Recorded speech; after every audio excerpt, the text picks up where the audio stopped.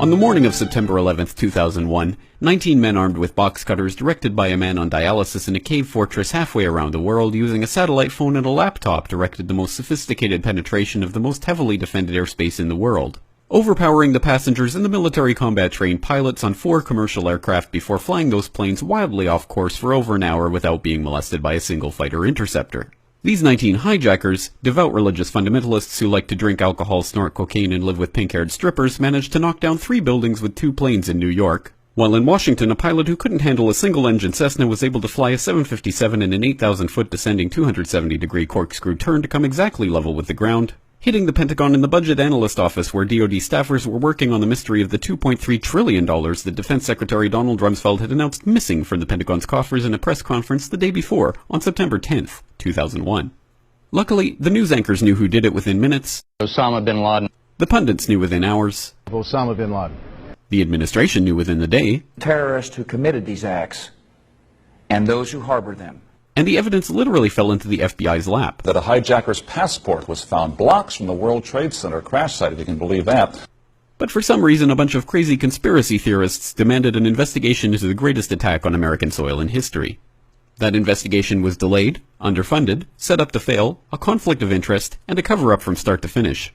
It was based on testimony extracted through torture, the records of which were destroyed. It failed to mention the existence of WTC-7, Able Danger, P-TECH, Sibel Edmonds, OBL and the CIA, and the drills of hijacked aircraft being flown into buildings that were being simulated at the precise same time that those events were actually happening. It was lied to by the Pentagon, the CIA, the Bush administration, and as for Bush and Cheney, well, no one knows what they told it because they testified in secret, off the record, not under oath, and behind closed doors. It didn't bother to look at who funded the attacks because that question is ultimately of little practical significance. Still, the 9/11 Commission did brilliantly answering all of the questions the public had, except most of the victims' family members' questions, and pinned blame on all the people responsible, although no one so much as lost their job, determining the attacks were failure of imagination. Because nobody in our government, at least, and I don't think the prior government that could envision flying airplanes into buildings. Except the Pentagon, FEMA, NORAD, and the NRO. The DIA destroyed 2.5 terabytes of data on Able Danger, but that's okay because it probably wasn't important. The SEC destroyed their records on the investigation into the insider trading before the attacks, but that's okay because destroying the records of the largest investigation in SEC history is just part of routine record keeping. NIST has classified the data that they used for their model of WTC-7's collapse, but that's okay because knowing how they made their model of the collapse would jeopardize public safety. The FBI has argued that all material related to their investigation of 9/11 should be kept secret from the public, but that's okay because the FBI probably has nothing to hide. This man never existed, nor is anything he had to say worthy of your attention, and if you say otherwise, you are a paranoid conspiracy theorist and deserve to be shunned by all of humanity. Likewise him, and her. And her, and her, and him. Osama bin Laden lived in a cave fortress in the hills of Afghanistan, but somehow got away. Then he was hiding out in Tora Bora, but somehow got away.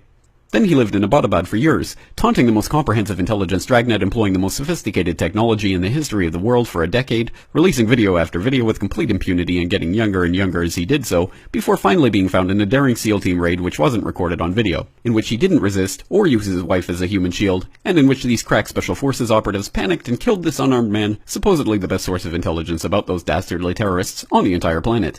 Then they dumped his body in the ocean before telling anyone about it. Then a couple dozen of that team's members died in a helicopter crash in Afghanistan.